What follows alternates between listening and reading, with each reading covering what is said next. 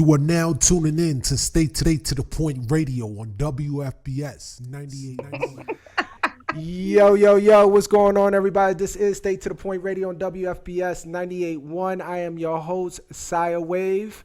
Shout out to my gang, Chandra, Sherry, and Fueg. They doing their thing this weekend. It's going to be me running solo with some two beautiful guests.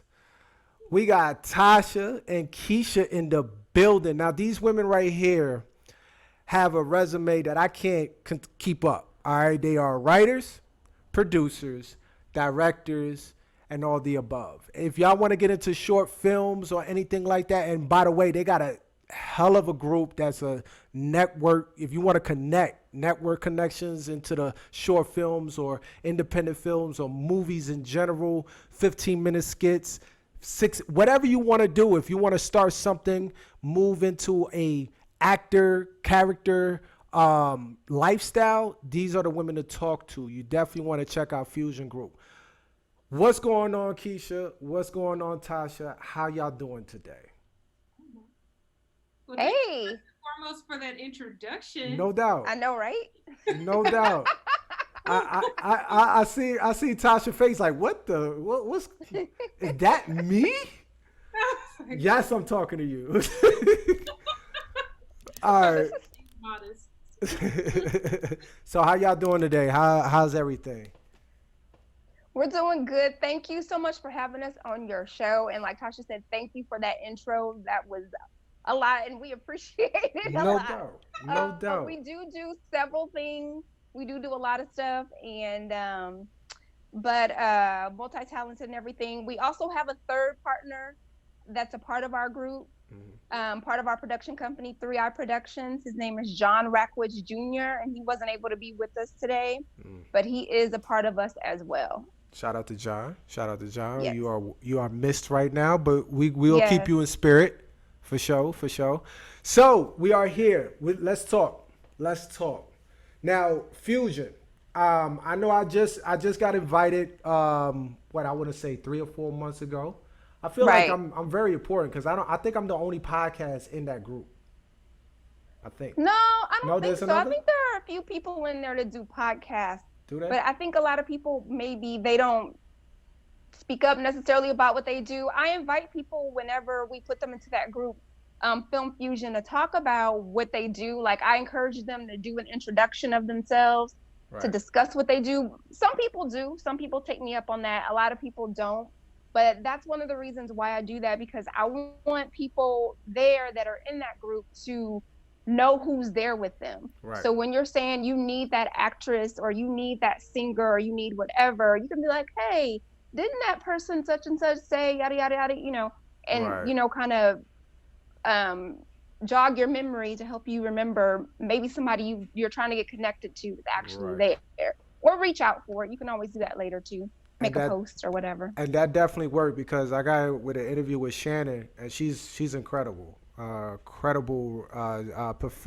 is it? I want to say professional pen. Really, really dope. Shout out to Shannon. Oh, Shannon. Yes. Yeah. She's I know who amazing. you're talking about now. At first, I was trying to think. Yeah. Yes. You got an interview with her? That's cool. Very cool. I can't wait to see that. Yeah. I definitely, I'll send you the link to that. We went Facebook Live with her, and it was really dope.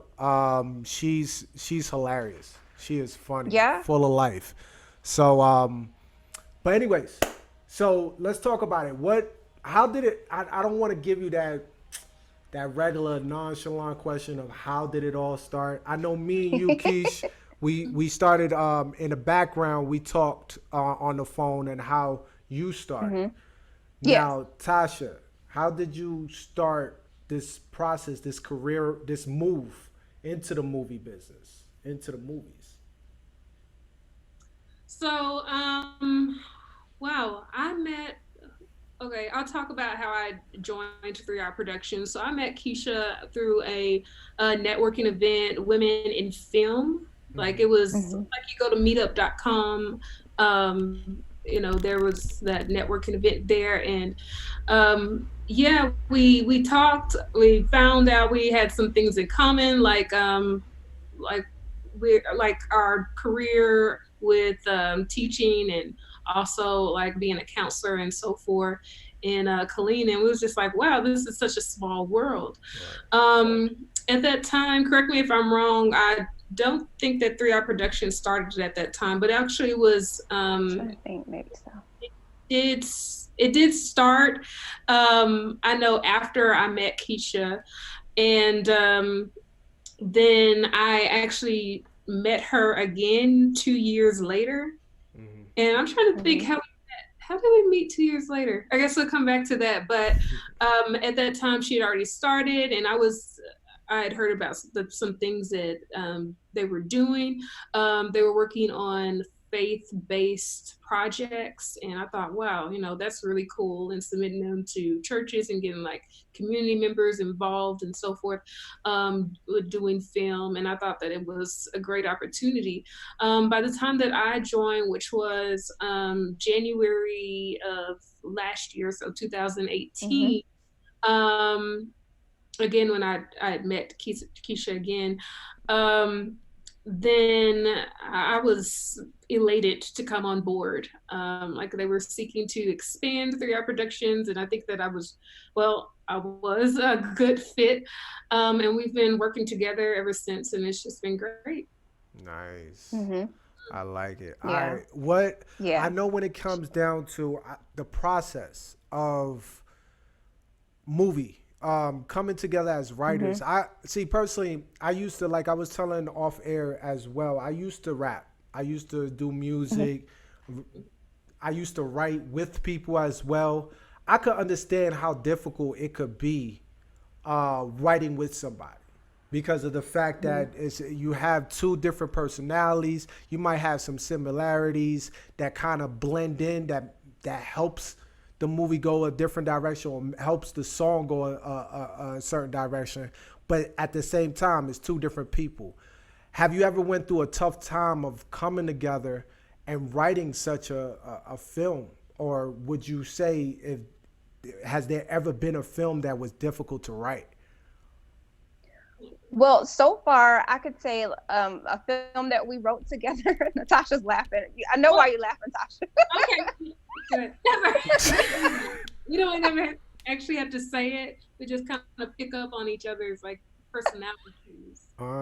Exactly. I know.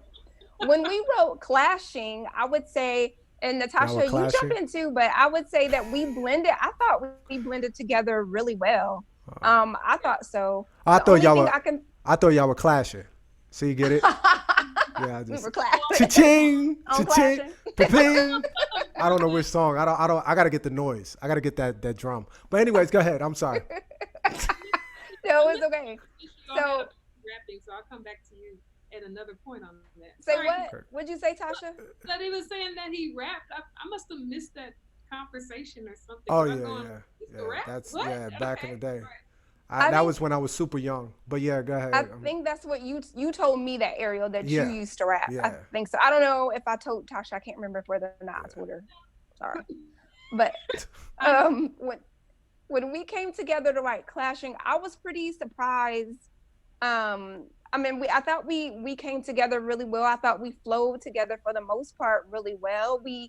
I think we respected each other's like ideas. I don't think we agreed on everything, but it was just, and that's one of the things that I really like about Tasha is that she's like, to me, she's just really easy to talk to. Natasha, why are you doing that? Why are you doing that? Huh? Oh snap! She had a.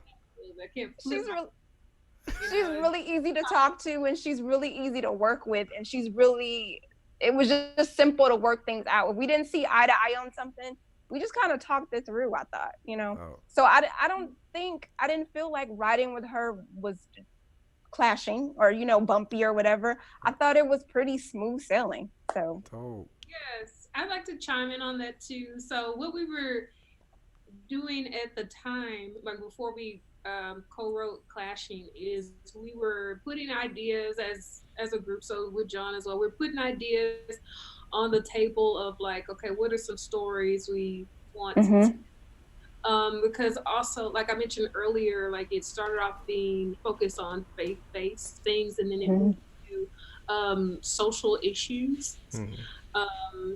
like let's see, it's like a film on the gambling and a film on this is on opioid addiction and various topics like that. One on like foster care, so things like that. So we were just kind of putting ideas on the table, and it's not like we came up with something just immediately that we're like, okay, this is it. It kind of had to break and then just take some time and think about some things ourselves, and then kind of come together again and go like, okay, what do you have? What do you have? So I remember we both actually wanted to talk about something that was different, maybe overlooked, it's not talked about so often. Um, and I know that personally for me, I wanted to approach it in a different way. Um, and so I actually was just kind of brainstorming ideas, and somebody I kind of like to bounce ideas on who's not even in film is my husband. And he's, because of his personality and so forth, like he's quick, like I think if he's interested in it, that tells me that other people are going to be interested in it. So we're talking about the opioid addiction, but approaching it from a different angle, that it's not like a stereotypical viewpoint or somebody that, that comes to mind immediately when you think of such issues. So we talked about what if it's a soccer mom, somebody that you don't really expect to be addicted. And so I brought that story to Kisha, and we talked about, okay, well, we're going to do like a rough draft version. And we read each other's version, and we picked and chose, and then it became a script, and we produced it and shot it and everything, and that was cool. So that was kind of the process for that particular film, and just like co-writing and working together like that. Okay. So how was the process of getting the actors? Like, um what's your team? Like, do you have a cameraman? Is it y'all? Do y'all pretty much shoot it yourselves, direct it yourselves? Um, how did you pick these people? Because I see this young kid and his moms and them arguing, and he's over here with a bottle of wine, like he holding it like it's a 40. I'm like, my man, you just gonna chill by the computer like your moms ain't at home, like, bruh, come on, Lexter's cuz. such a good actor. He's such a good actor. Uh, really cool, man. So, how did So you pick these particular actors? the process with casting, at this point, I think in this community, I've come across a lot of people that act. And so this isn't always the case for every project that, I've done, or I could say even, we've done. But a lot of times what I do is I think of people that I have worked with in the past, and that, I know are, good at their craft. They're supportive. They'll come on, and I'll say this about most people in the film community. I think most people that I've come across are easy to work with, easy to get along with. Right. And so I think about that too, though. Like, how are they going to be on set? Are they going to be complaining? Are they going to be good? Go with the flow kind of thing. Right. Are they good on camera? Do they take direction well? I think about all of that. And so how we chose those three, because we came across, remember, we had other people in mind too, right? But I think it didn't work out with some people that we had in mind. Am I remembering right, Tasha? We had some possibilities, like we were thinking about some things, and then it came down to when we work with such people, we start collecting a mental catalog of people like worked with before, whether they might have been behind the scenes, but they're multi-talented, so they can also be on camera, or it could be friends in the business. But Kisha was more so behind selecting that final cast from working with those people before. And then it presented the opportunity for me to get to know them. And then I've worked with, I know at least one of them multiple times now. So it's kind of like with networking in general, whether it be like from the Facebook group Film Fusion, where you meet different people and then you collaborate for different projects, or it'd be like this one where, okay, we worked with them before, and would think, okay, so now we think like, oh, when a role comes available, I think so and so would be good to fit it if they're available, or maybe we'll, you know, cast someone else. It just kind of depends on the project. Got it. Yeah. Okay. So for this one, it was people that we knew already. Got it. So it made it a lot more easier, so y'all could just blend right in, and y'all know each other's personalities as well. Now, I see this is a scene. Now, is the film out yet, or when is the coming if it's not? So Clashing is in post-production, and so with us being a small production company, sometimes we will use outside editors because, of course, with the three of us and we juggle on, take on many roles. You asked earlier about, okay, who does like camera and so forth. So John is our tech person. He is on camera. If he's not on camera, he's on camera. I'm sorry, behind. Sorry, what am I saying? He is shooting it for us. So that's what I mean by he's on the camera. Excuse me. And he also does sound, and he also knows about lighting. And so, and what we do is we try to build up our skills. Right. Like you were introducing us, like, okay, produce and act and all these different things, because we know that all of that is needed, especially, again, being a small production company, we have to wear many hats to put this on, but sometimes it will call for collaborating with other production companies. So maybe other small production companies, or people, maybe a select few from a production company, or people who are willing to learn and do that to make things go faster. Because of course, if I'm acting and writing and something, and I'm also editing, then it does tend to take longer. So I'm working on the editing part on that, which should be done by August 1st. That was supposed to be our deadline. That's why we're both laughing, because it's Wednesday, and it's okay for both of them, because we also have another film that we're working on called Guarded, and so the deadline for that as well is August 1st. Yes. So and it's in post-production too. Yeah, we have our 5-year plan, and that was part of our plan. Have our stuff done by August 1st. So yeah, everything, any and everything. Now, what platform are y'all putting your films in? What's the platform? What's the plan of where is this movie or this film going into? Is Amazon? Is it going to be Netflix? Is it going to be anything? What's the platform y'all thinking of putting these films in? So then people could at least prepare for that film if they want to see it. Is it YouTube? What is it per se? So we do have Netflix, Amazon. That's kind of like in our eyes and our sights, for as we move towards, like Tasha had mentioned, our goals or whatever. Right now, we've just been kind of sharing them throughout our film community on YouTube, on, Facebook, putting some things on Instagram, our, social media and everything.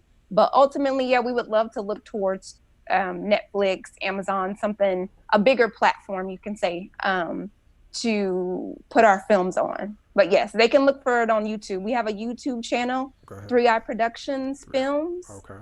And if you go there, you can see some other things that we've done, in addition to a show we did called Creative's Expression. And I kind of mentioned that to you before. Yes. Where we interview other people, we interview talent. Right. So if you go to our YouTube channel, you can see some films that we've done, some clips. Our show is there, and you can go there and check us out and see other stuff. So we're also hosts as well. Yeah. Gee, bro. Like I said, I can't keep up. So we do a lot. That's what's up. Keep your hands busy. I mean, that keeps the mind busy too, because that could go 100 miles per hour. Trust, I know. But all right, so now my question is, when y'all gonna do a comedy film? Because if y'all gonna do a comedy film, please, by all means, give me a call. I'm down to do something very, very on a funny humor thing, because I feel like the world is way too serious. I think we missing that. So Yeah. I'm just throwing that out there. You know, if y'all looking for a light skinned Puerto Rican dude that wants to add me in there in the mix, I break dance. I be the guy with the cardboard on the Okay. to do the wiggle, whatever y'all want. We haven't talked about. Well, we have. Again, we like to brainstorm ideas to Right. talk about like which route we want to take. Back to what our goals are and how to grow our company and so forth and promote and all of that. Um, well, it all has to do with our mission, Right. really. So as long as it inspires others, Right. ignites something in people, then we would say that it fits our mission. And so a comedy is not out of the question. It's just something that been seriously brought to the table just yet. Like we, besides coming up with our own ideas, sometimes it's opportunities that just come up. Like just recently, we submitted for a contest, which was part of our goals. And comedy could have actually been a route we had taken when we were looking at selecting scripts to see what story we wanted to tell for the contest. But it just didn't end up being the one that was chosen. But hey, the sky's the limit. Maybe one day. Yeah. We do. You break dance? No, I'm lying. But yeah, but I fake the funk. I put the whole Adidas outfit. But We do have one comedy idea that has been kind of thrown out there, but like Tasha said, we brainstorm, we bring stuff to the table, and then kind of bounce ideas off of each other and go from there. So comedy, yeah, like she said, comedy definitely isn't something that's off the table. It's just mainly our films so far have been kind of like dramas, thrillers. Yeah. I would say. It sounds like that's been our genre. It sounds like, to wake people up. I think that's really, really dope, because I think people try to turn a blind eye on what's going on and what's truly missing. Like, not missing, but I feel like in the mind, like people, like the world is really, really, as you can see, look at our president. But anyways, I'm not going to go to that. It's really messed up right now. And I think a lot of these young kids don't have, see, I'm from New York. And we call them OGs. Like, they don't have the OGs that's out there teaching them, look, this is the wrong way. This is, they really develop their selves through TV. Because unfortunately, the parents haven't took the initiative of teaching them. Some parents, not all parents, obviously. Some parents didn't teach them. They just throw them in front of the TV because they're too active. They kids. They being kids. And a lot of kids don't longer go outside anymore. They take in so much what they see on TV, on YouTube. Like the Cardi B's. Shout out to Cardi though, she's dope. But still, like they want to be Cardi, they want to be Beyonce, they want to be this. And so instead of them being themselves, they want to be somebody else. So they have such an imagination. And see, back when we were kids, my main thing was going outside. Like outside was everything to us. Oh damn, what we gonna do outside? We're going to play ball, we're going to play football, we're going to play baseball, we're going to do something, but it's going to be outside. But these kids nowadays, they attach themselves into the video game system. They attach themselves into the TV. So what that leads to, they hear their favorite rapper talk about pills. This is why Clashing is so dope. They talk about pills. It's like, damn, let me try it. My favorite rapper is just talking about it. Let me try it. Oh, man, let me try it. Yeah. And they bring another friend. Hey, bruh. And that's my best friend. Yeah, I'm going to ride with him because that's my best friend. I look up to him. So let me take one. And then, the little sibling sees that. Let me take. And then before you know, you got these little druggies over here running around, and the parents ain't taking care of it. You know what I'm saying? They're not taking the initiative to see what's going on, to take their kids out, to teach them the right way, to be the OGs that you're supposed to be. All you want to do as parents is make your kids better than what you are. And I think people get lost in that. And I think this Clashing is really, really dope. It's a wake-up call. I think y'all goals is awesome. I think that's the right way. I threw comedy out there because it's, I feel like the seriousness also could turn into humor too, to kind of like bring the young youth in there as well.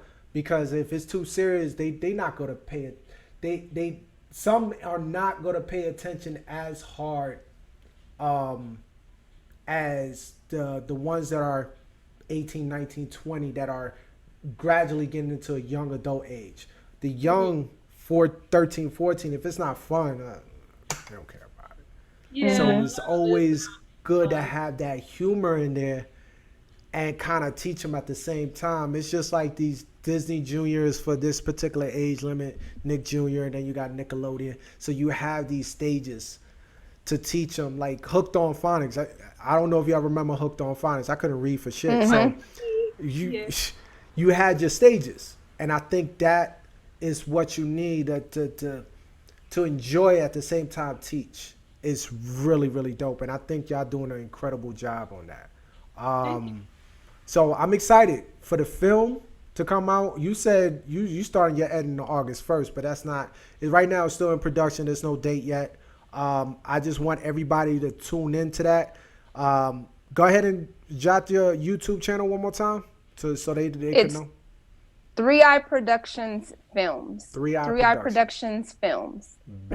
So make sure YouTube, and then we also post on Facebook, and then on Instagram too as well. And I want to say that the 3i, it's literally like 3 eyes. It's not like the number 3. And then So like so it's spelled like I. Like the third eye? Like the third eye? See? Whoa. I see you. Whoa. Whenever you show Clashing, our logo was going to be at the beginning of that film, so everybody can see what it looks like, and make sure they type it in correctly, because we definitely want to make sure you come to us. You get us. Right.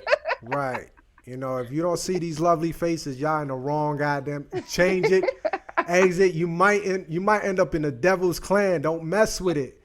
No. Don't do that. I wanted to say something too about what you just said though, but so like we mentioned, our mission is to ignite, infuse, and inspire through our productions. And I think what you were saying about the young people and everything, Tasha and I are both educators. So I think we see that too on the other side of it. So outside of film, and I think that's what attracts us so much to the topic of the things that we go through and we've seen. I think so, Tasha. I don't want to speak for you, but I think so that what'd you say? Yeah, go ahead. You're saying good stuff. Okay. I'll speak for you then, because we've seen so many things, with kids and stuff. She works in a middle school. And I'm in an elementary school, and even that young of an age, we just see certain things in kids. Like you mentioned, being attached to those video games, not working on relationships with making connections with other people, other kids. And, we just, we want to co-sign what you just said for sure, And that's why, honestly, that's why y'all guys are here. Cause I want to definitely represent that, because Tasha, you don't know, I know Keisha, my oldest is autistic. So that battle of getting her the help that she needs is an everyday battle. Getting her to understand is an everyday battle. So it's like 3 kids in one in her too, because her energy is just off the roof. But I don't know how many times I've seen it in meetings, in participations, if it's parties and stuff like that, how much parents do not involve in those things with their kids. So they expect for say it again. I'm sorry. They expect other people to exactly. The teacher, this is what they do. All right, I'm dropping you off at school. Now she's your parent. She's your mom. She's your dad. That's the teacher. That's it. And then when the kid comes back, you got all the learnings, you good. Now go watch TV. No, that's where it continues. That's where you continue. All right, what did you learn? Let me look in your book. I don't know how many times I hear the teachers because they got it mixed up with us. See, we the wrong parents. Don't mix us up with those type of parents. Sometimes teachers get it mixed up because they see it so much. They say, hey, make sure you check the planner. What? Don't tell me. I know. Okay, I know before you know. I want to see that smiley face. I want to see them 5 stars. I want to see those things. And if my daughter don't get those 5 stars, she don't get the $5 at the end of Friday. She don't get that. So she has motivation where it's like, okay, I got to get those 5 stars to earn something. You got to work hard to earn something. You know what I'm saying? I mean, and $5, god dang, like I didn't even get a quarter. So I mean, for you to get $5 when I was a kid, I was lucky to. You get to eat, right? You got your own bed, right? You good then. That's all you need. All right then, you all right. You good. But Get $5. $5 for getting 5 stars consistently all through the week. So, and she's the best. Like my daughter is like her teacher first year, Miss Baines. She said that's her best student that she ever had, and that's what I want to hear. Right? That's what I want to hear. So, and my oldest, like she's 10 years old, but she's going through that change, and she's nonverbal. So the difficulty in that is like it's very important. That's why we so overprotective over our kids, and I think that's what parents need to be. It's a little bit more protective instead of saying, let's drop them off here, and the teacher is the parent that day, and then when you come back, all right, you did all what you had to do. Let's not keep up with what they doing. Let's just go ahead and just keep doing what we doing because I'm too busy with work. I ain't got time for this. I think with y'all creating these films and showing what parents might not be showing. Hey, look, this is what can happen to you if you do this. This is what can happen to you if you do that. So it's really good to see, and I'm very excited that y'all independent because it's so much major. It's just so crooked. Like, I love independent. I love independent. I've been. Thank you. Yeah, it's very exciting to see that. So, yo, Clashing, y'all check that out. Y'all already know the 3i Productions. Make sure y'all check them out. They got a lot of stuff. They already have some clips out. Check it on YouTube. Make sure you put the 3 I's then Productions, okay? Yeah. 3 I's. All right, 3. But let's get to this Twilight thing because I know we were supposed to finish this. All right, now I was talking to Tosh. We were gonna ease into that. You just like no, we gonna jump. We gonna jump real quick. We gonna jump because this is gonna connect to other things. This might remind you of some other things y'all want to throw out there. Now, me and Tosh and Kisha was talking off film before we started this show, and I was telling them how pissed off I was that the new Batman was gonna be my man from Twilight. Now, my sister, she loves this guy, right? I don't like the glycerin of the skin, and now all of a sudden you put in a Batman suit and you're flying around trying to be a tough guy. What are you gonna do? The deep voice? Come on, let's be realistic, guys. Let's just say that y'all don't like this. Say it. Just say y'all don't like it. There's something going on with fairy dust everywhere he goes. He can never escape his role. Poor Robert Pattinson. Yeah, I'm about some creative, I almost said creative expression. I'm about some artistic vision that when someone takes something, they put their own spin on it if it works. And I know that some people really didn't like the whole sparkly things with a Twilight.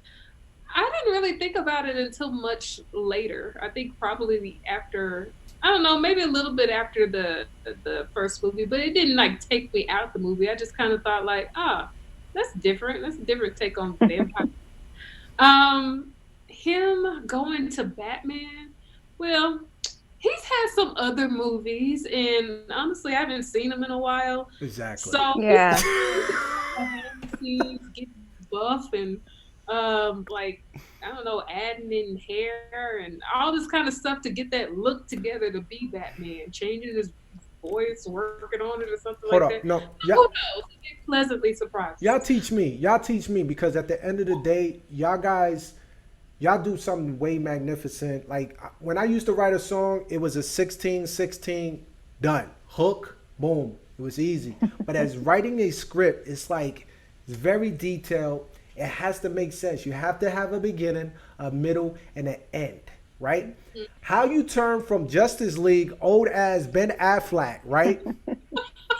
Okay, old ass Ben Affleck. He did okay job. I don't like Ben either. Okay, Ben. I don't know why Ben is an idiot. But Ben as Batman to now this young Twilight twinkling, pull back, look like he needs a tan, Talking about be surfing looking guy as a Batman. He looked like he could surf.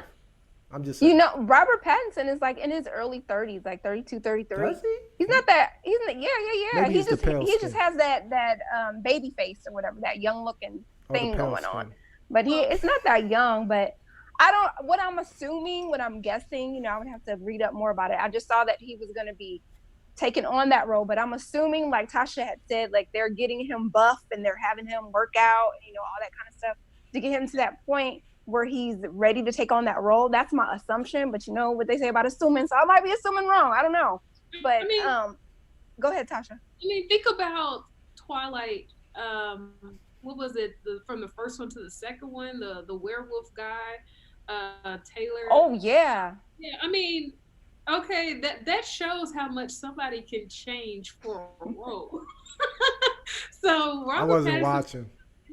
It'd be interesting because when Robert came out, it seemed like he wanted to be this guy that didn't take showers, or maybe he just looked like that. I don't know. And so really Damn, she clean tag up team with me. That's because what's up. Batman's all rich. Of course, he can afford like to have like a really nice shower and so forth, and whatever he wants. So I'm gotta be dirty no more. I'm curious he has the transformation. No, he's gonna be dirty. He's coming out of a cave. He's dirty. He's dirty. Yeah, I got bats following him and stuff. So maybe he has something still left. Keish, you said you had. Keish, you said you know why they had the twinkling stuff going on in Twilight. What was? If you go and read about Stephanie Meyer, she's the lady that wrote the novels for Twilight. Right. What she said, and I was gonna try to pull it up to try to show, but didn't happen. But what'd you say? Someone's a fan. Who, me? Well, no, I'm just always really curious. I guess because, you know, from us doing writing too, I'm just always really curious about how authors or screenwriters or whatever come up with their stories. That's just always something that I wonder about. So I was reading about her and how she came up with the story of Twilight, and she said that when she was growing up, she didn't read vampire stories. And so she didn't really know like the rules of, you know, vampires and stuff. So people who watch vampire stories, we know, you know, they're not supposed to go out during the day and, you know, blah, blah, blah. There's all these rules that go back years and years and years about vampires. So she just knew she had a dream, and she had a dream. She had a dream. And she just knew she wanted to write a vampire story, but she did it without obviously all those rules. So that's where the sparkling came about. That's and terrible. Why they had that glistening glow on them. You know what I'm saying? She didn't see vampires in Brooklyn. She ain't see No, let me stop. She didn't see it. She didn't see it. Oh, that was good. Did he have like a perm? Yeah, he had a perm. Vampires get perms. I don't know, and it never moved. It never moved. It stayed in the same spot. He be flying. Like, what? Are you serious? But, and I think kind of like Key and Peele's take on vampires. Have you seen that skit? I haven't seen that skit. Oh no! I'm sure it's funny. Yeah, it's funny because they crack me up. They do. I love me just. Yeah, he's hilarious. Key and Peele. But yeah, it was like Peele was playing the vampire and Key was like the victim or whatever. But they were taking forever to like bite. Yeah, to like bite him and all this kind of stuff. And he was making fun of it. He was like, "Can we just get this over with? I mean, y'all hissing and stuff." Showing your fangs. Yeah, I gotta see that now. I gotta see that. That was showing fangs and stuff. I knew it. That. I gotta see that. I seen there was one Key and Peele that I was laughing so I was crying. I don't know if y'all seen the one when it was in an airplane. And it was in an airplane. I haven't seen that one. Wait, hold on. Keenan, is it Keenan or Keel? Key. Key and Peele. Key and Peele, right? Key Uh-huh. is the tall guy, the bald headed dude, right? Yes. And then Peele, okay, is the other guy. Now Peele played like this. Forgive me, but he played this gay dude, right? And he was the tenant, right? So he was like, you know what I'm talking about? And he was like, okay, everybody need to buckle their seats. It's gonna be a little bit of a soft turbulence, right? And then Key had to go to the bathroom. He was like, no, F this, man. I got to take this joint off. And then he just came out of nowhere. Like, he slid. He's like, yeah. Right? He hit him with that. And then he was like, please, can you sit down and we need to buckle your seatbelt? No, I got to go use the bathroom. No, I need you to buckle the seatbelt. But is it the law? And then he was like, no, I need you to buckle it. But is it the law? And then they kept fighting back and forth. Finally, he let him go, right? And then the soft turbulence end up turning to like rough, like they about to crash turbulence. So he's hitting his head on everything. Like it was Oh my god. hilarious. He even flew off the ground, hit his head, hit his whole back on the top of the plane, fell down. He went and used the bathroom, came back, and he's like, yeah. And then right when he sat down, the turbulence stopped. It was, y'all got to see that. Actually, one before that, where Key is just trying to get on the plane. So it's that same Oh, it's the perfect, yeah. just like following him and just being a constant annoyance. Yes. He thought that, what was it? Oh, that, you know how you're in different boarding groups. Right. And he was boarding. Oh, I seen it. Yeah, in A or something like that, class A or whatever it's called. And he ended up being the last person to board because it was all the get ahead of him. Y'all gotta see it. If y'all have not yet seen it, y'all gotta see it. Have y'all seen the racist zombies one? The racist zombies? There's racist zombies? So there's zombies. So the people are zombies, but when they get close to the black people, they won't bite. Oh, I think I have seen that one. Yeah, so you gotta check that one out. I was like, oh, this is so funny. Because at first, they don't realize that they're racist and they're all, scared. The black people are like, oh, and then they get close to them and they're like, wait a minute, he won't bite me. He won't bite me. That's just like the zombie is like, that's just like the slavery one. You remember when they were trying to get bought? They were actually. Oh, yeah. No, I haven't seen that. They were trying, and they were like, oh, so you just go pick that skinny dude? Like they didn't even want to get bought, but eventually they were getting surpassed, like, and they were like, yo, you ain't trying to buy me though? Like they even stood tall. You just have to see it. Like talking about it doesn't do it justice. Nah, it don't. And Peele got Twilight coming out too. I mean Twilight. See, we talk about damn Twilight. Twilight Zone. He got a movie coming out. Twilight Zone. You remember Twilight Zone back in the... I do remember. I've heard about that. Peele. Yeah, he's directing Twilight Zone. Peele is? Yes. Oh, I believe that. I can see that. Especially after, after what he's already done. Yes. Yeah, I can see that. For sure. Oh, I can't wait for that to come out. That's going to be crazy. I think Get It's Out gonna was be really good. dope. We'll watch anything that he directs. Right. He's really good. I don't know... Very. I'm gonna be honest with you. The last film, Us. Yeah. Us. What was wrong with Us? It was okay. Go ahead. Tell me. No, it was okay. That's it. It was just okay. Oh, All right, it we figured wasn't it out good? at the end. I mean, it was really dope that it was her. Like she was the clone the whole Don't time. tell us. Did you already see it, Tasha? Yes. Oh, okay. Oh, so it's just me. I don't know. Oh, you never seen it? I haven't seen it. How That looks dare scary. you? I was like, after Get Out, I was like, Nah, that's I couldn't really sleep good. for a minute after Get Out, and I was side-eyeing. You So I was like, I serious? don't know if I want to see that. Yo, I'm a scary movie fanatic. I love it. Like I watch any scary movie. I haven't seen a real good scary movie since Jeepers Creepers. Like that's real talk. Wow, that came out a long time I'm ago. looking forward to the third one, which may have eventually come out, but it didn't look good at all. So I just didn't. No, they were showing. I seen it. I hated it because they were showing it. They were showing him too much. Like it killed the suspense of his look. Like, and as soon as they showed him too much, I'm like, eh. Yeah. Like yeah, but I am a fan of Jeepers Creepers. Yeah, Well, all right, Jordan. I enjoyed it. That was Yeah. really good, especially when he licked the school bus and he pointed. I was like, "Woo! He getting you. Yeah. He's getting you." You know, Oh man. I'm actually the person that, like, I will want to do the scariest stuff. I want to see the scariest stuff, and then it's time to see it or do it, and I'll be like, okay, you go first. Oh. Right after you. Oh. Like, I'm right behind you. yes, it was your idea. I know, and we're here because of it. But you go first. Or I'm I'll just be gonna wait like, over here. yeah, I can't wait to go see The Nun or some other Oh, ridiculous the nun was. It was okay. movie. It was alright. Okay. It I was couldn't even watch the trailer hardly. But but I'll be like, yeah, I'm about to see this movie. As soon as it start getting too quiet in the film or something, I'm like, somebody say something. It's getting I'm Laugh. scared. I'm scared.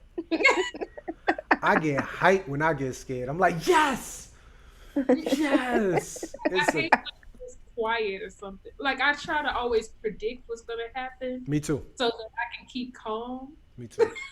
I do that. Because really inside I'm going, don't you?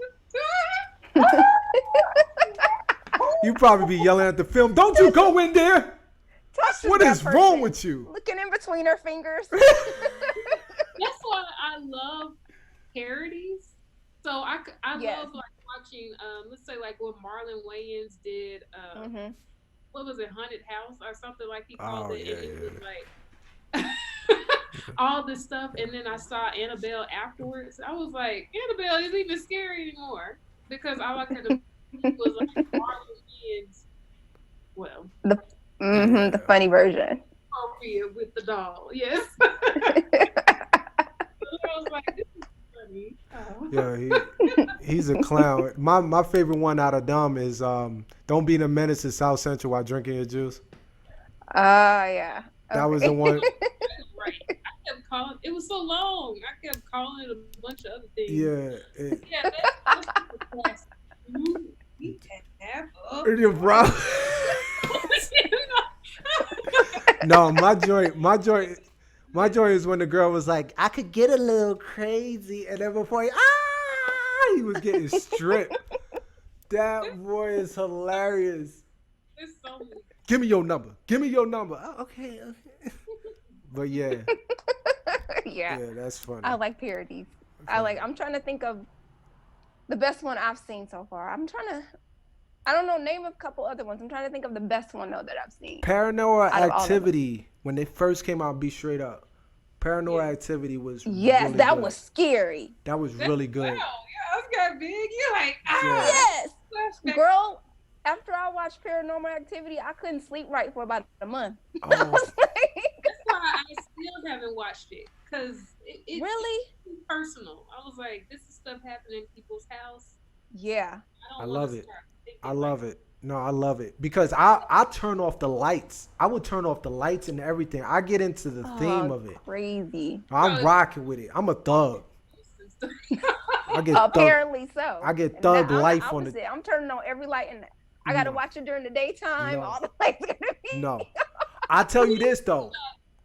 I watch something happy afterwards, so I won't just go to sleep. Like I will watch something happy, like cartoons or something funny. Martin, something. It just has to be something, before I go to sleep. Something funny. Yeah, something funny. Cause I haven't had a dream for real in a long time, but I don't want that to be the next new dream, like Paranormal Activity and me getting chased and I don't know where it's coming from. I'm good. Too real. So we have one of our film friends. His name is James Drake Coleman. And remember, Tasha and I were on set with him like last week, wasn't it, Tasha? About a week and a half ago, something like that. I think it was last week. And in the film, I don't want to give too much of his film away, but let's just say some scary things were going down on the set. And we were on a set together. I went home that night and dreamt about the stuff that I saw on the set that night. I was like, see, this is too real. As I My heard, brain.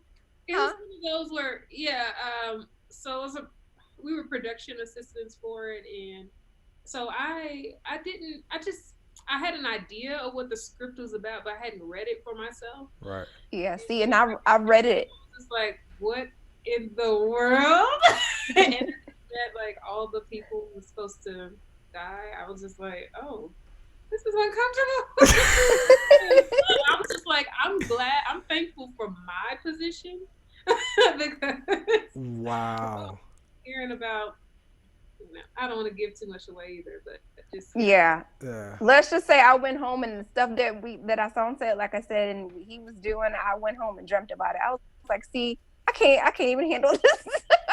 I gotta stop. I can't do it. You have to try not to look at people and be like, is there really a side to you that's like this, or is it just really, really good acting? You're just a good writer. All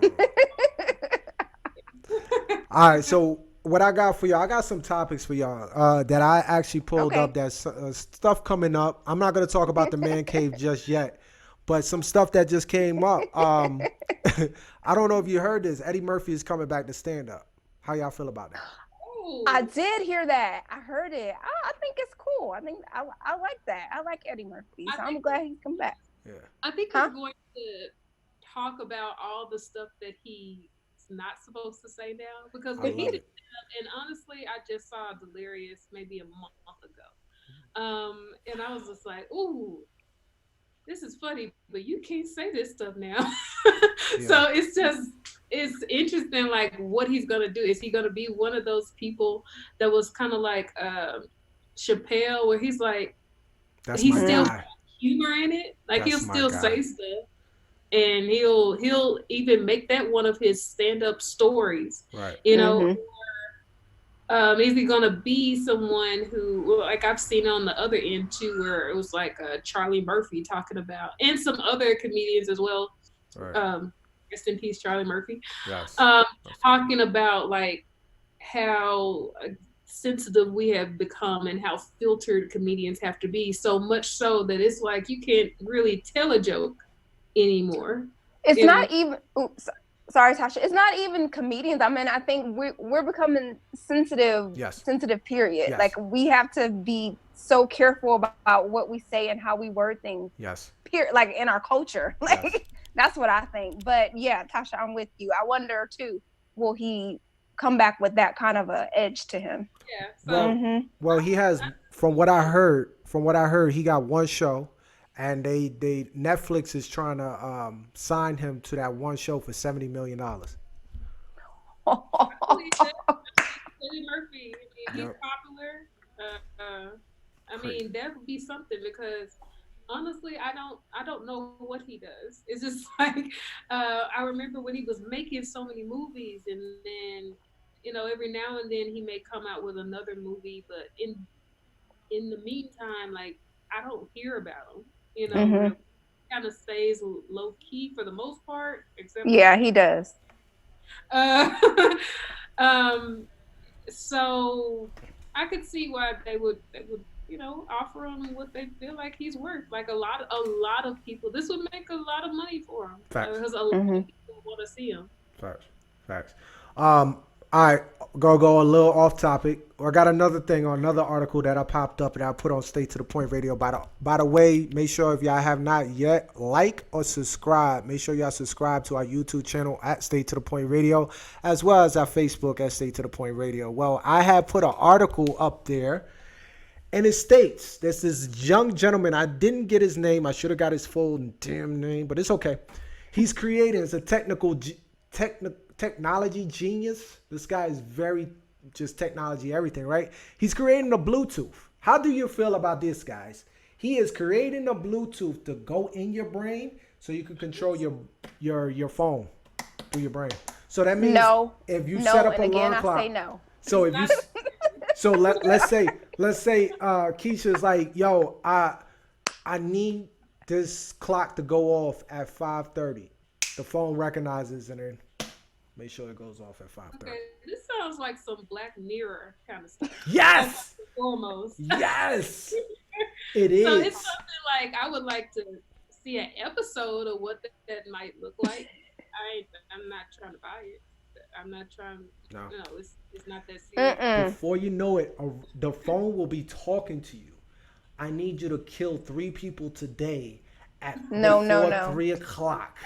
and then you kill those 3 people, 3 o'clock come out, you be like, man, what the hell? And then all you start, what the fuck? Getting arrested. Nah. Okay, already. Next, we're gonna be doing Minority Report. No. Yes, that's my movie. That's my movie. That's where it all started. Tom Cruise with that Minority Report bullshit. Like, we know exactly when you're about to commit a crime. What? Before I do it. What? Are you serious? No, I wasn't thinking that. Yes, I was. But no, I wasn't thinking that. That's crazy. All right, so nobody's doing the Bluetooth. No. What? Bluetooth There's for the some brain. people that are all for any kind of advancement in technology. They're just They're gonna like, do it. oh, this is so cool. This is so new. I gotta try it. Yep. No, I will pass on that one. In fact, I had a Bluetooth, like the one, you got the earpiece, and I still don't know where that is. I would like hate for something to be like in my brain and get lost. At least you won't lose it. No, you won't lose it. It'll be up there. It'll be up there. It'll be stuck. Like forever. Forever. Like, can you remove it? You could remove it. Cost you some money. Just like That's what I was gonna. That's what I was thinking. That would be costly. I'm assuming. Very. Yeah, I know. So imagine money, Black Mirror. money wise into your life. Yeah. Go ahead. Sorry, y'all. No, you good. You good. You good. What's that? Just all the way no. I wouldn't even try it. No. All the way now. No. Just all the So way. if you could be in a video game like Black Mirror, you remember that? Seen that? I saw that episode. That jump was creepy. Like virtual reality. My man is gay. But anyways, so if you could be in a video game, what would it be? What video game would it be? If y'all ever was into a video game like that. Huh? Would you? That nobody has probably heard of unless you think back to was it Sega? I think it was Sega Genesis. So I'm talking about something old because it was just one of my favorite games. What game was that? It's called Toe Jam and Earl. Toe Jam and Earl. Ooh, let me Google it. So you gonna be the Toe Jam though?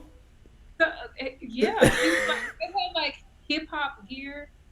Like it was Hold up. like the purple Toe Jam guy with like some urban attire, like gold chain and stuff, and Earl was a starfish with glasses and like some shorts.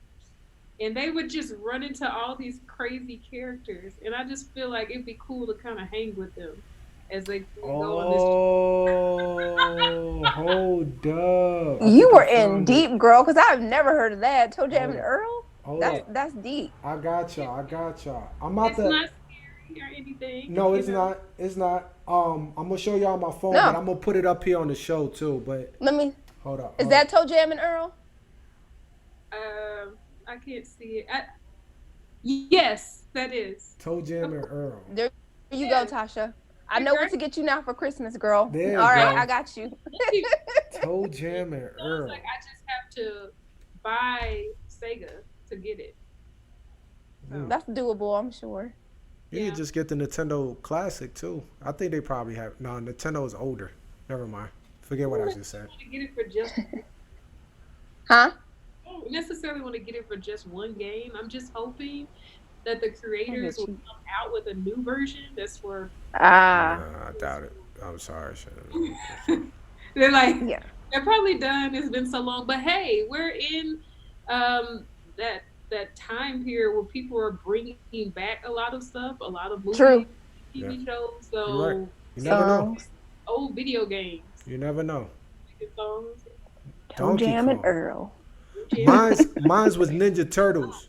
Mine's was Ninja Turtles. I would have been Diane. Damn, I completely forgot his name. D'Angelo. D'Angelo. D'Angelo. Yeah. I'm not mixing them up with Donatello. Damn it. Donatello. I know what you meant. D'Angelo. I did mix them up with the singer. I was like He R&B. said Michael D'Angelo. Angelo and You D'Angelo talk about was great. D'Angelo, the one with chestless and stuff? Let It Rain, Baby Oil D'Angelo, or Fat D'Angelo? Which one is No, it? it was the. Wait, there's 5 Teenage Mutant Ninja Turtles. Yeah, Raphael, Michelangelo. Leonardo, Michelangelo. There you go, and Donatello. Damn it, that's terrible. That was my. It was the 6th turtle, D'Angelo. And he had Don't create another turtle. and he had cornrows. A Ninja Turtle with cornrows. Yeah. That was fire, yo. And he had April do his cornrows. How did white girl know how to do cornrows? But anyways, no, That's a good one. that's how I definitely. In a place where there's a talking rat and they talk and eat pizza and stuff, anything's possible. Facts. Anything. That's true. Trump Splinter. is president. Anything's possible. Yeah. Always I feel think better. my video game probably would be. I would just go with the classic. I would just go with Mario. Ooh. Which one you be, Luigi or Mario? Mario, of course. Who What? wants to be Luigi? No, I'm joking. Oh, poor Luigi. Oh. Damn, Luigi, first and foremost. Luigi was really the best one out of it. Mario was a chunky, short guy, okay? Luigi was the... I was. Oh, with the green. Yeah, you know. Wasn't it when didn't it used to be that, like, say you played against another person, like one person had to be Mario and somebody had to be Luigi? Yeah. Yeah, see, my cousin used to always get me. He used to make me be Luigi. So it's now, a personal... as an adult, I'm gonna be Mario. Oh, damn. Never got the chance.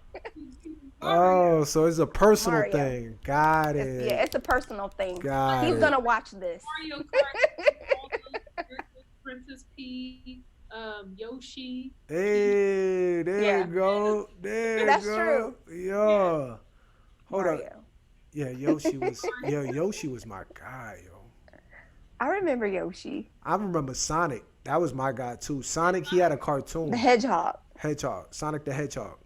Genesis. And you know what? Cartoons kind of messed up for us because, for one thing, if you've ever looked at a hedgehog, it is not like it's not blue for one thing. Not close. And if you've ever looked at a Tasmanian devil, it looks nothing like the cartoon. No, and that was my show. Tasmanian Devil. Ooh. Tasmania was my show. Sorry. Go ahead. The body like in one place and the bottom just be spinning her. Be like, yeah, that was my guy. That was my guy. All right. Now we're going to get into this man cave question real quick. Oh, right. yeah. All right. I'm not going to get to, because look, this man cave question could get graphic at times too now. Like, this is adult questions. You see what I'm saying? So it's not like something that, you know, is fairy tale. But this is real easy setup. It's not really that serious. What was your setup to get with your crush in one room? And when I say your crush on someone, you have a crush on someone, and you're trying to set that up to where you could get alone time with that person. Have you ever had a setup where you set them up? I'm thinking. You had a crush on somebody. You were trying to find a way. What can I do to get them to know that I like them? I know they know I like them, but do they know I like them? You know, like one of those things. You see what I'm saying? I gotta go way back in my memory to like. No, I started going. I'm like high school, early 20s. Because now I'm in like at this point I'm like, I ain't got time for all that. So now I gotta think back.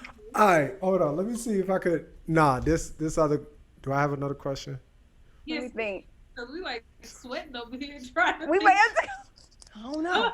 Damn, man, I should have set up multiple questions. I don't know. We'll keep thinking on that one, but let me think to let them know.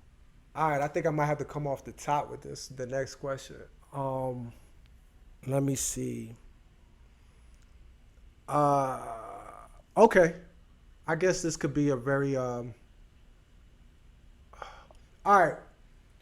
When do you know I know. When do you know a relationship it's when a relationship is no longer serious? Oh wow. I'm hitting you. Now Okay. Tasha, you want to go first? Well, for me, it's always been serious until it was just, then it was over. So I could approach it from that angle. And like the first question, I could approach it from I didn't do everything to like get the person alone in the room, but like over the phone, or I could think So, about so you, how I so you had sex listen. talk on the phone? What? Huh? What What? you say? What? I don't know. I What? didn't hear what.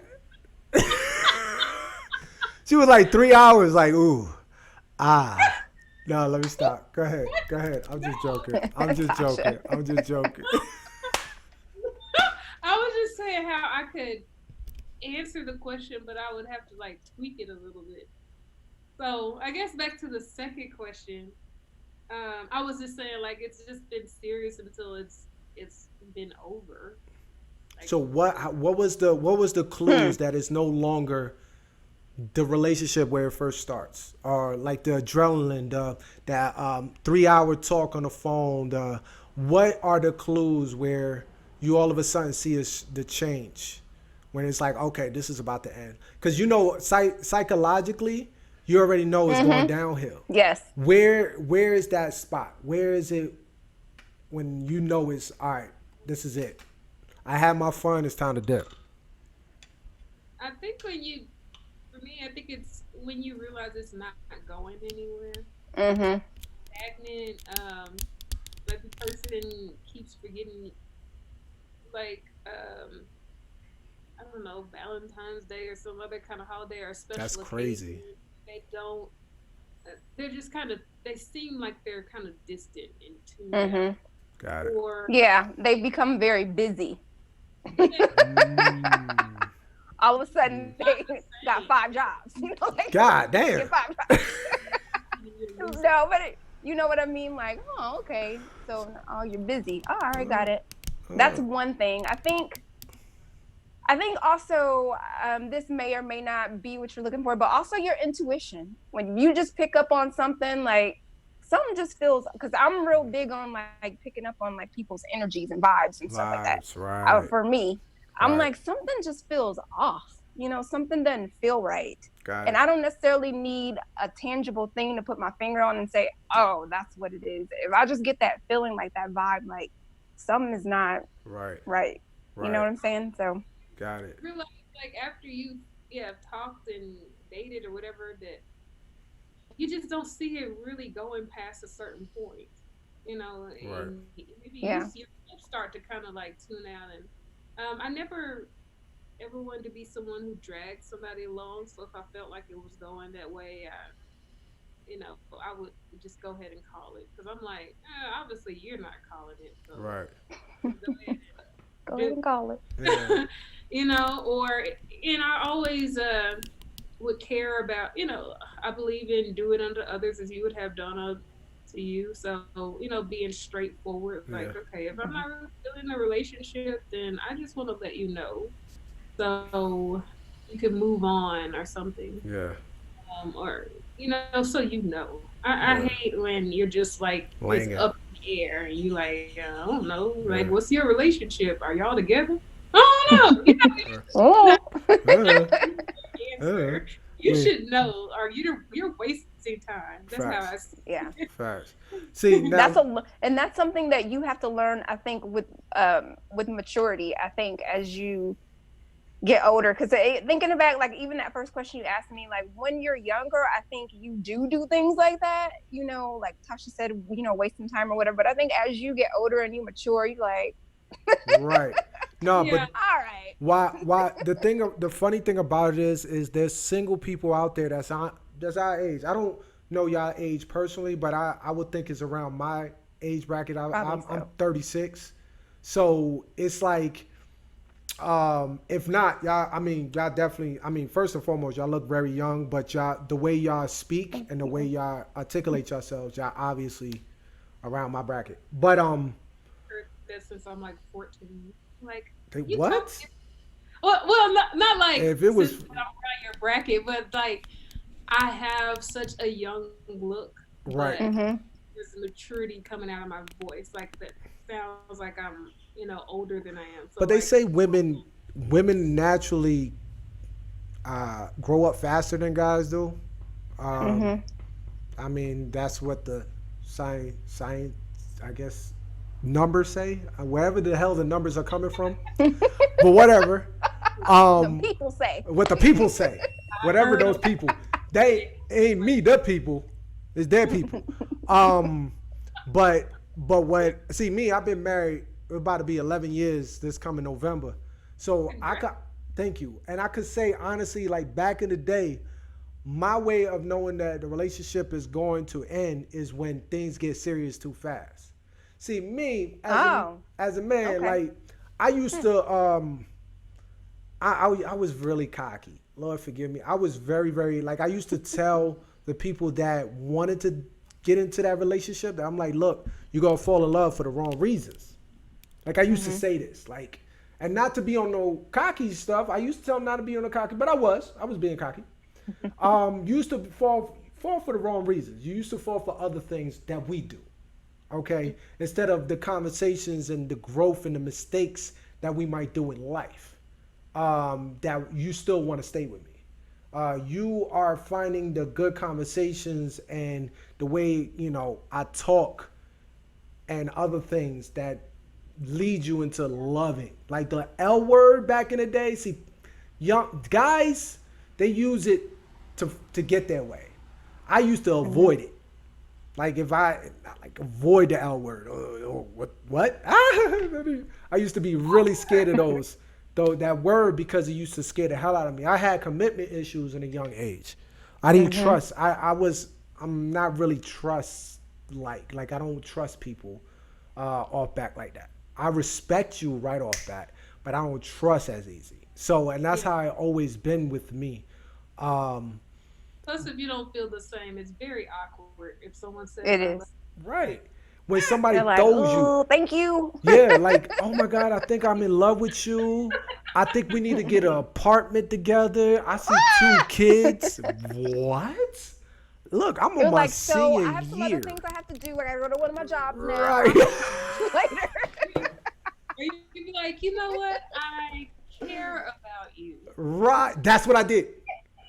I You seem like a really nice person. You seem so cool. Now you just uncool right now. You look like grandma right now. Goddamn.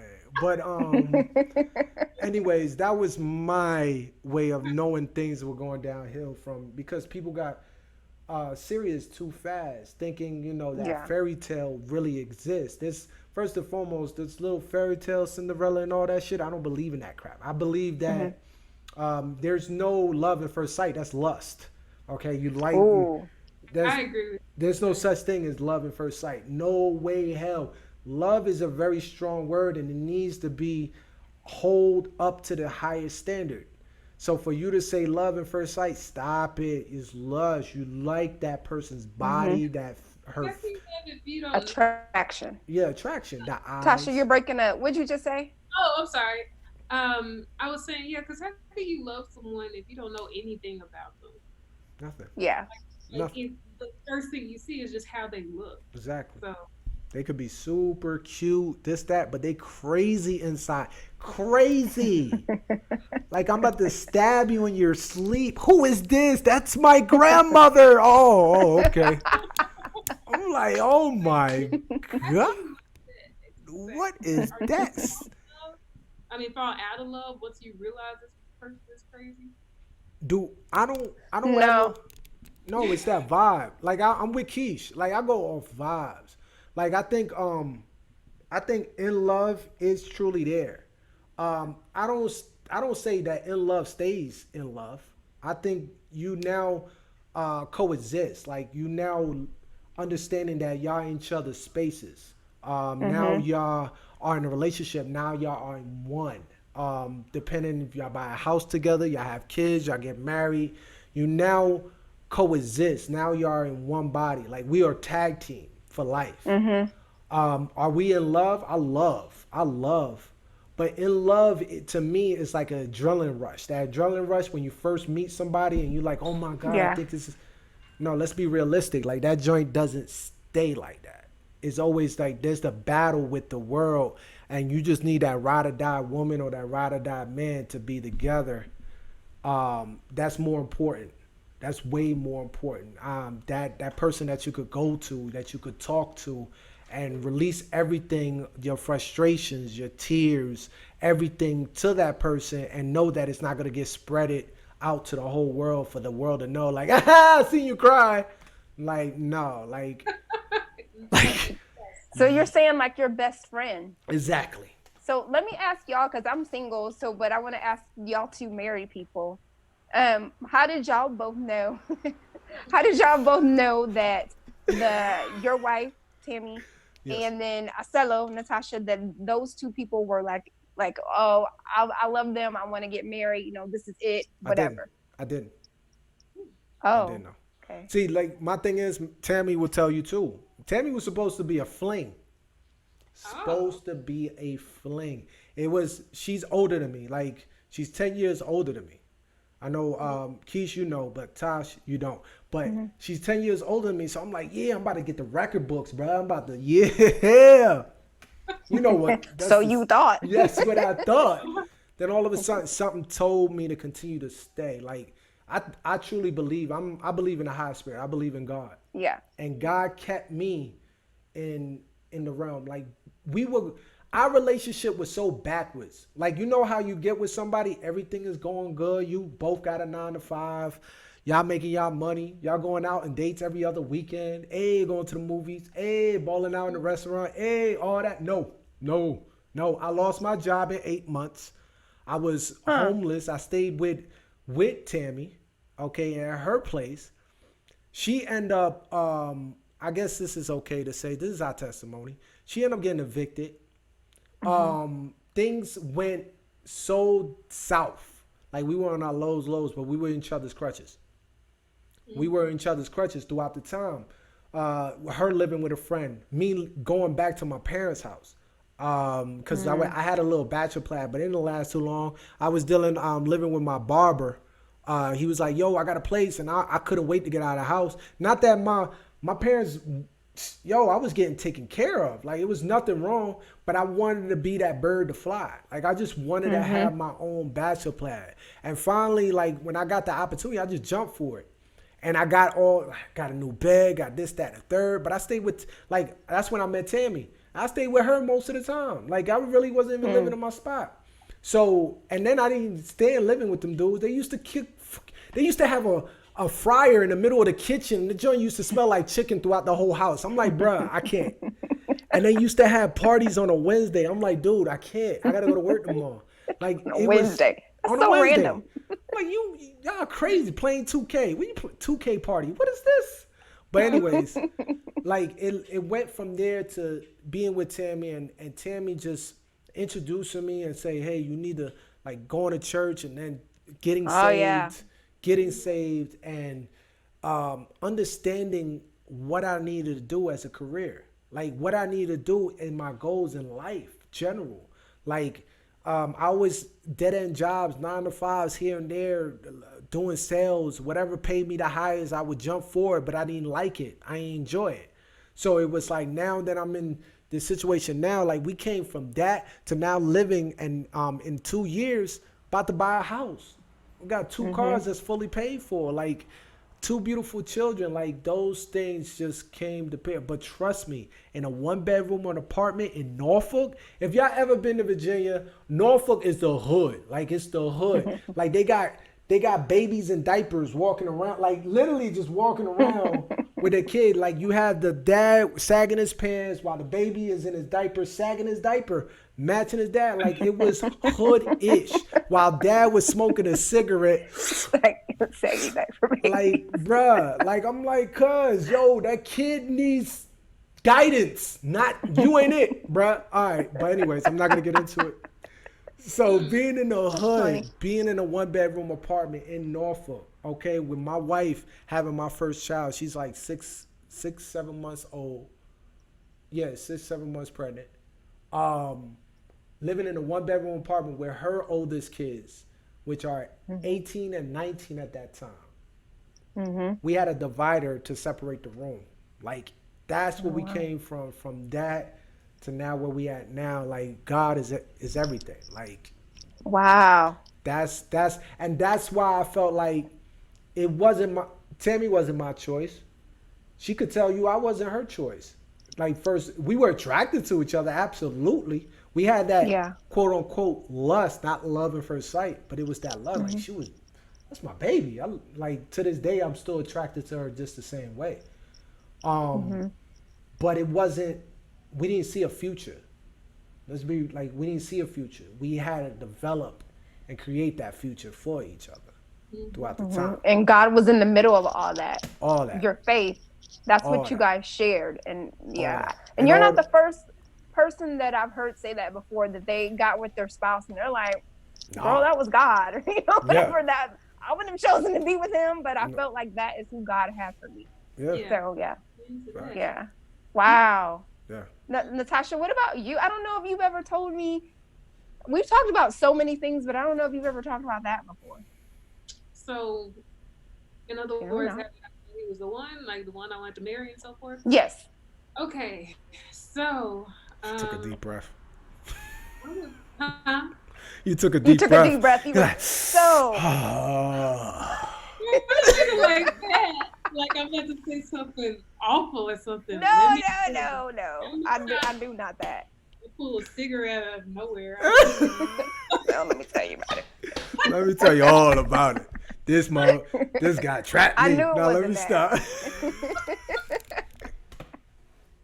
It was just that inhale, exhale. Yeah, like waited to exhale. Like she threw the cigarette in the car and burned the motherfucker. But anyways, go ahead. Tell us, Tasha. Tell us. Oh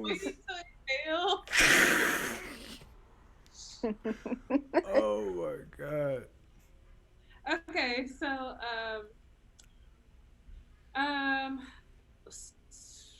it just took me back to like I can like visualize certain things so much. Something that I really love about him and something I fell in love with is he is so real.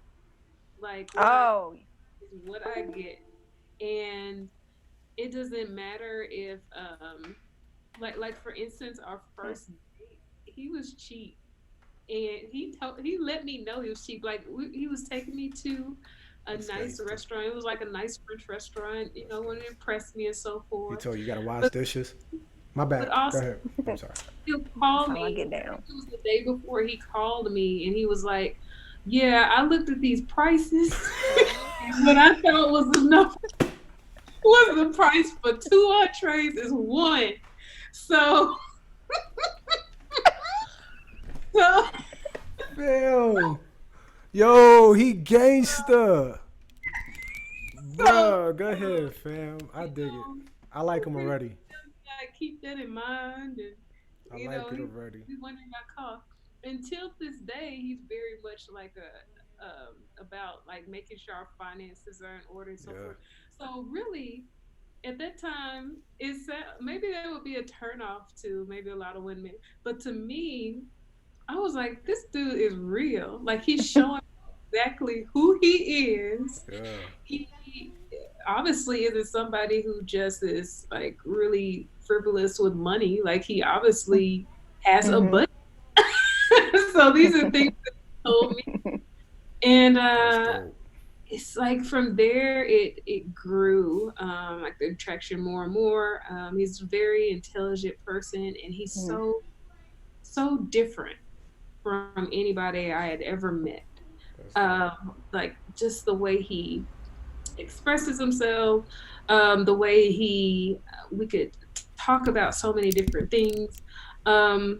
So it was just something like we grew to have a bond, and then from there it was just like I felt like there were so many signs that it was God blessing me with him. And you know, I still continue to like learn, and like we've been married 8 years. And like, this is okay. Like initially in my mind, like thinking of, like you say, the fairy tale stories, like he's not Prince Charming. You know, he's not that image. Like, you know, he's handsome, but he's not that image personality wise at all. And I felt like that's what I wanted. And so I was like confused at first as to like, I don't know if, you know, is this the direction? Is this you, God? Is he the one, and so forth? But I realized that he's the person that I need. Mm-hmm. I thank God so much for that, for blessing me with him, because God knew the person that I needed in my life. The things that I lack I find strength in him, and vice versa. And we're good friends. We're good, like all these different things. Not to say like things were just like so perfect, like, but we had to learn each other, and we had to mold ourselves to become one, because we were so different. We had our own ideas, and I was coming from such an idealistic view, so I really learned a lot about myself from being with him too. But in the end, we're better people because of it. And I know that, I don't know if that wasn't exactly like a straightforward answer, like this is it. No, that's how it's supposed to be, though. That's Yeah. in a I will nutshell. say, at the end of our first date, how sometimes in movies the girl will be like, when they kiss and the leg pops up or something, then you know it's the one, or something Like in that. comedies. No, I'm joking. Like it was one movie, I think it was Anne Hathaway. I don't recall the name of it, but when the one came, the leg popped up. So anyway, y'all kissed and your leg popped in the air? Or the toe. no, it didn't, but Your toe curled up. Your toe curled up. You know shit. Okay, go ahead. My bad. Go ahead. I had this toe curl. No, but when we kissed, I felt this energy. Like it was, we were just like French kissing and like that. It was just like a nice, polite first date in the night kiss. But it felt a spark, and from there, curiosity as to, maybe there is more to this.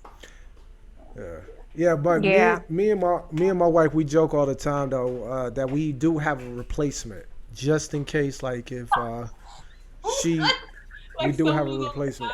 Yeah, like you go in the closet here. Look, pull out the other one. You gotta get replaced, and then we have an understanding. We ever bump into these people, look, you gotta get replaced for like at least a weekend.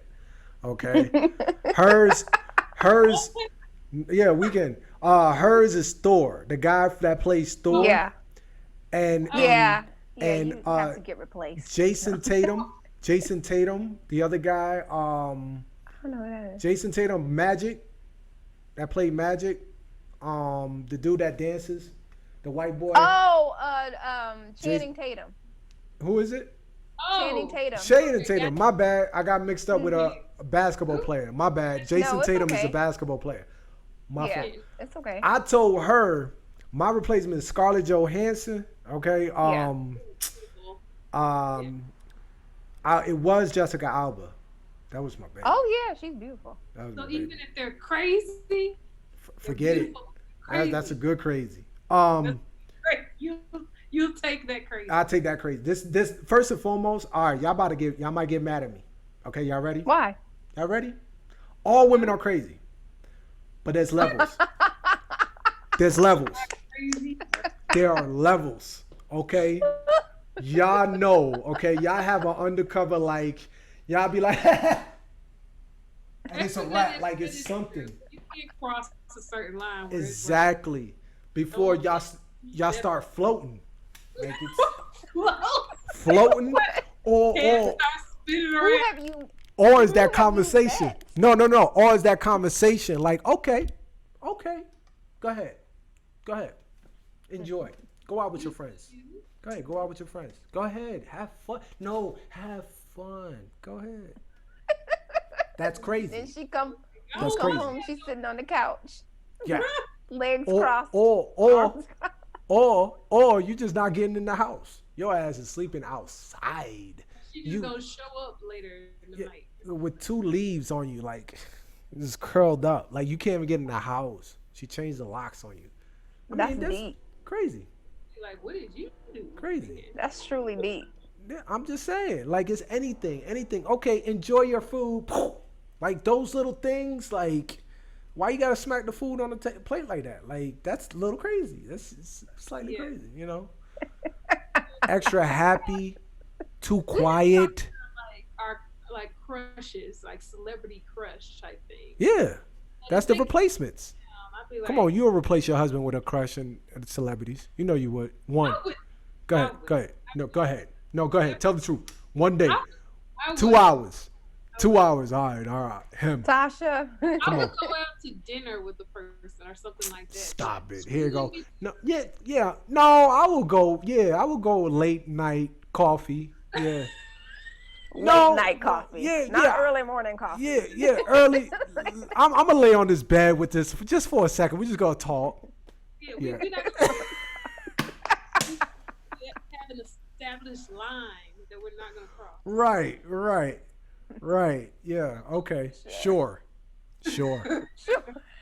Right. Whatever you say. So you don't want to tell me your other guy? That's fine. That's cool. Keish, what's your top three? Keish? What? Actors that you would say, you know what? I would marry that guy or whatever. Have fun, enjoy, whatever. What is those top three? I would say my top one. I would need some time to come up with the other two, but my top one would be Jesse Williams.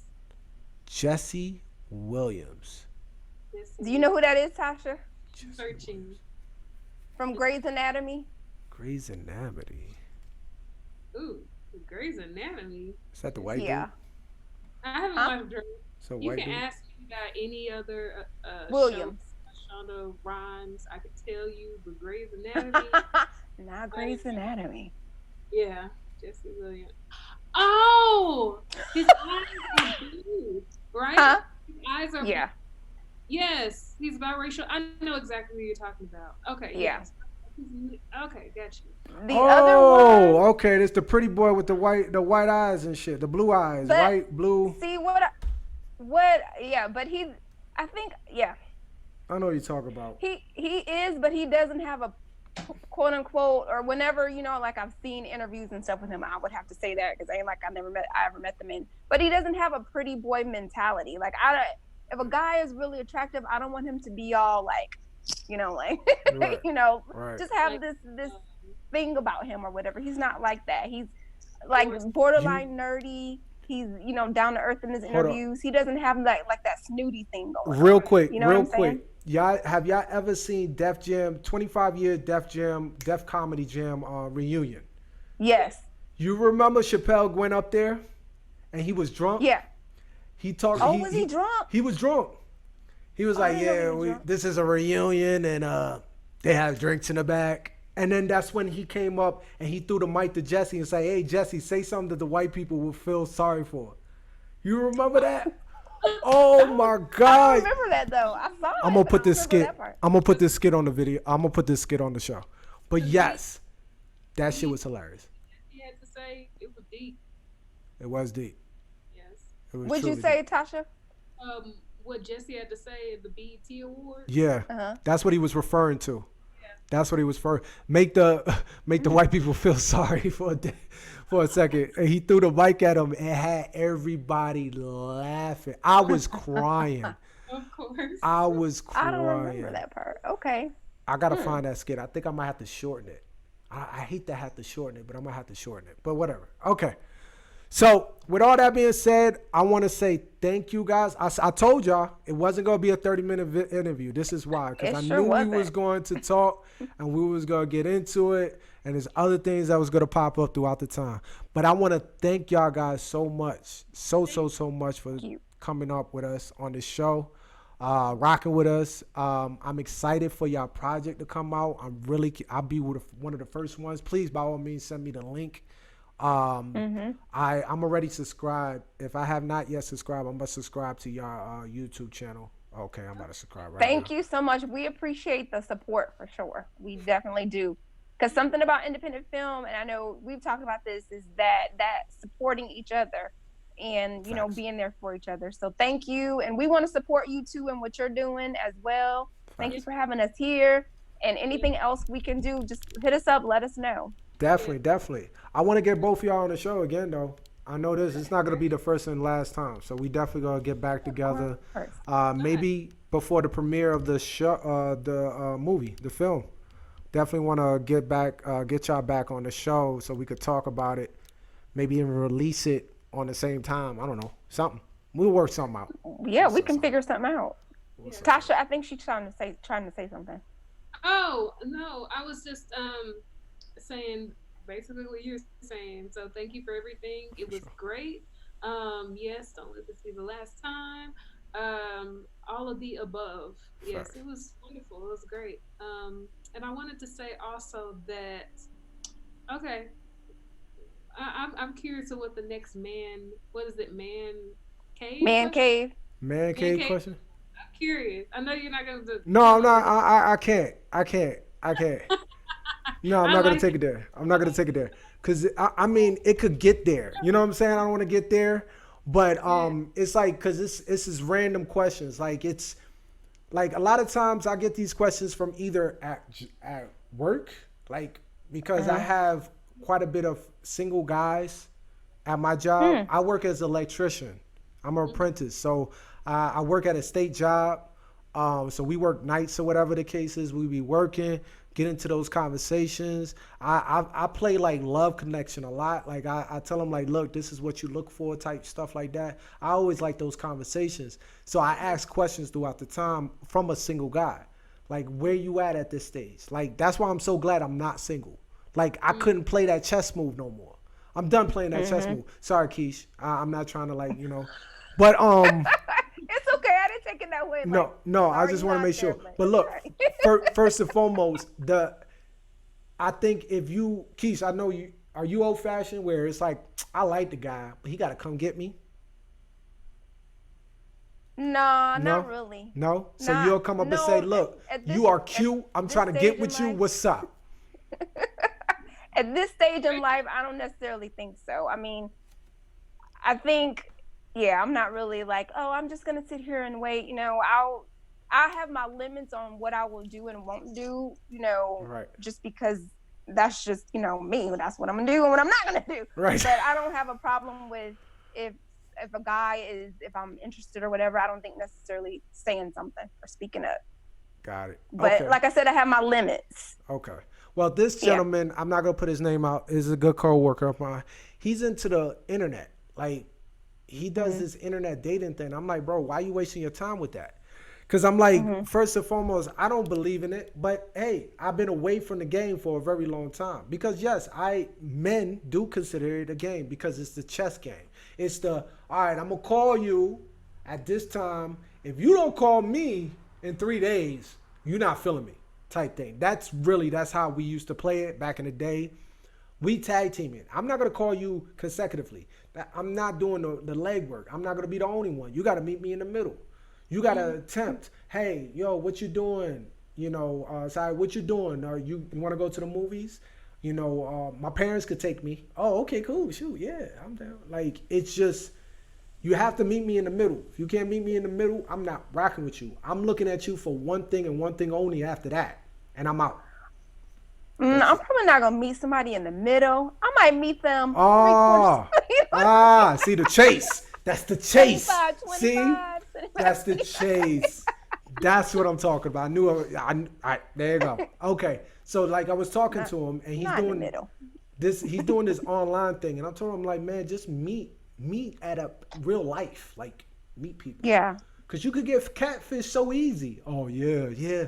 I'm this, I'm that. Oh, you like that too? Oh, I like that too. Oh, you want to meet up? Okay, cool. And then you just see this person, you're like, what the hell is that?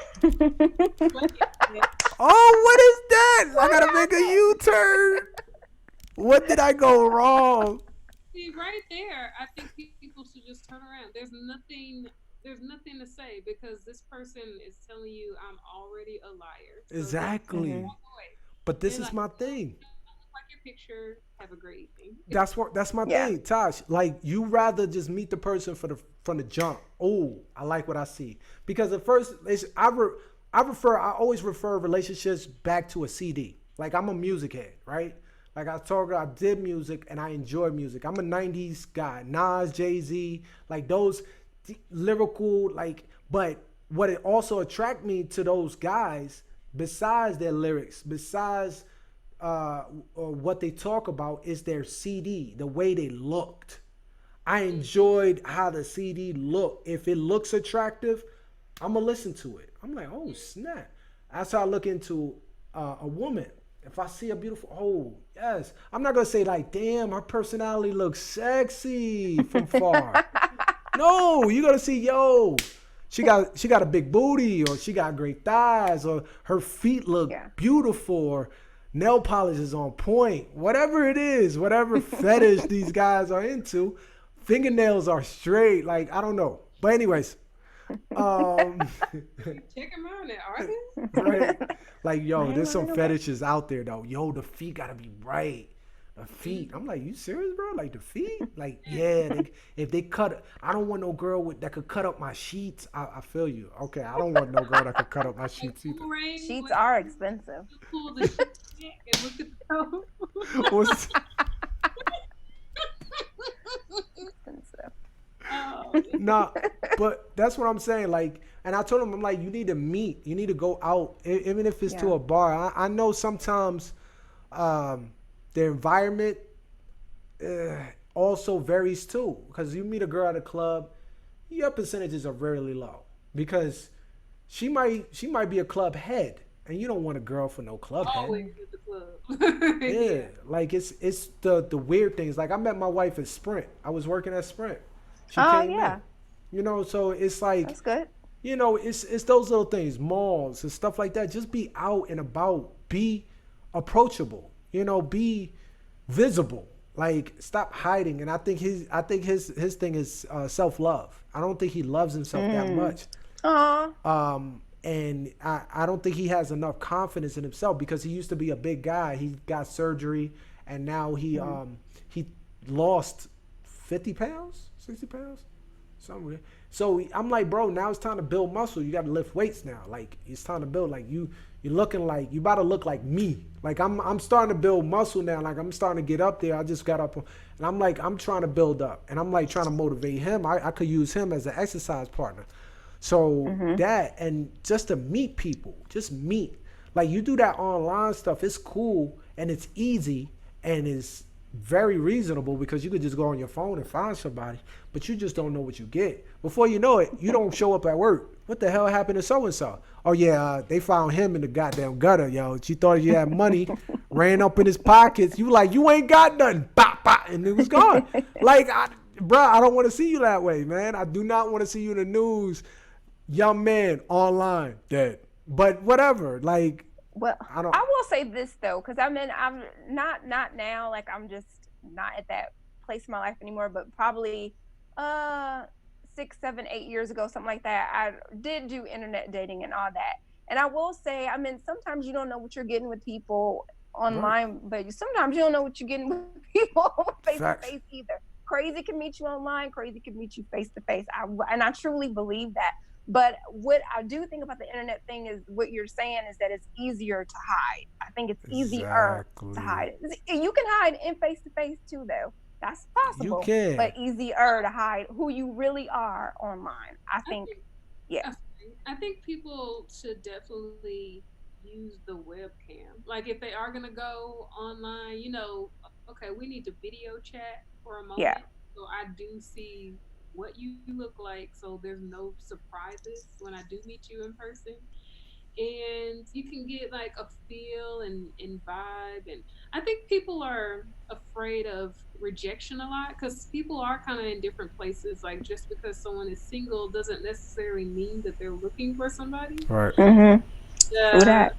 So online, you know that you're there for the same goal. Right. So maybe. Maybe. It's definitely, because I could write anything. I'm a supermodel, and I play professional basketball in China. What? Oh, this guy has it. I do. That's what I do. And then you bump into me. What the hell? This nigga work at 7-Eleven. My bad. True story. That's why video chatting is so important. It is. Show pictures. Let's do proof before I spend the gas. I mean, I don't got. I just put a filter on it. The time. What you talking about? I just put a filter on it. Girl, I will put a filter on it. I would have that soft filter, like, yeah, no bumps in the face. I'm straight face. Look at me. I'm shining. I'm twilighting right now. I'm sprinkling. Sparkling, glowing. As soon as you see me, this guy is full of pepperonis in his face. What is going on here? Like, he looks so good online. I bet you he tricked me with that damn filter. I swear it's that damn filter. Yo, one thing before we leave. Y'all remember Black Planet? Yes. Oh, yeah. I had to take it back. I do. I had to take it back. That was the first online date right there. Nobody really, like, you my girlfriend, now you my boyfriend. We played boyfriend and girlfriend online. That's all we were, boyfriend and girlfriend online. I remember the chat rooms and shit. Yeah. I didn't use it that much. No. Black Planet. But I do remember it. Yeah. I used it a lot. I was bored at work, man. This my first job, and I was like, yo, I don't want to be here. I just want to make money for free. The hell I'm doing here? Let me get on Black Planet. Let me see what's going on. Let me see what's going on. What they 1 o'clock about. in the afternoon. For real. on Black Planet. What you doing? It's the truth. It's very true. All right, guys. I thank y'all again. I appreciate y'all. What I'm going to do, though, I hope this is okay. I'm going to drop this show tomorrow morning. Yeah. Okay? And I'm going to make sure I go ahead. I'm going to put the premiere scene of Clashing at the end, guys. So definitely check this out. Again, Triple I Productions. Make sure y'all subscribe to them. Check out their clips. Check out the future films that they are coming out with. They are up and coming, and they rising really, really fast. So definitely check them out. Again, ladies, I appreciate y'all for joining with me on this show. And I can't wait for y'all to have y'all back again, for real. Yes, thank you. Thank you. All right, any last shout outs? Shout outs. You want to shout out the hubby real quick? Yeah. Oh, yeah, Natasha. Okay. Shout out to my husband, Isella White. Shout out to all our supporters of 3 Hour Productions. Shout out to the film community. We support y'all. Keep independent film alive. Shout out Austin, Texas, everybody. Yes. Woo woo. I ain't John, who wasn't able to be here with us tonight. Yes. Shout out to John, too, our third member of our production team. What up, Jay? All right. That's what it is. All right, guys. All right. Y'all have a good night, and I'll see y'all soon. Okay. Thank you. All right. Bye-bye. Bye-bye.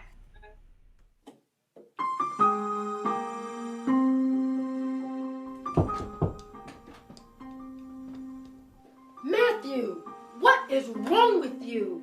What's wrong with you? You think I don't notice that you're always going around taking some pill like it's candy? And then you get on to me about drinking some wine. I'm not the one with the problem here. You will have a problem if you think you're going to talk to me like that. This is probably why Dad left. Now you listen to me. I'm doing my best without your father's help to make sure all your needs are taken care of. What I need is who you used to be, not who you've become. What I need is for you to respect me. I think you forgot who you're talking to. I know exactly who I'm talking to. A druggie. Now you listen to me. To think I was coming to your room to apologize because I know things have been tough. But you come at me like that? No, you need to get out of my house. Get out of my house now. Mom. Get out and don't come back until you're ready to apologize. Get out of my house.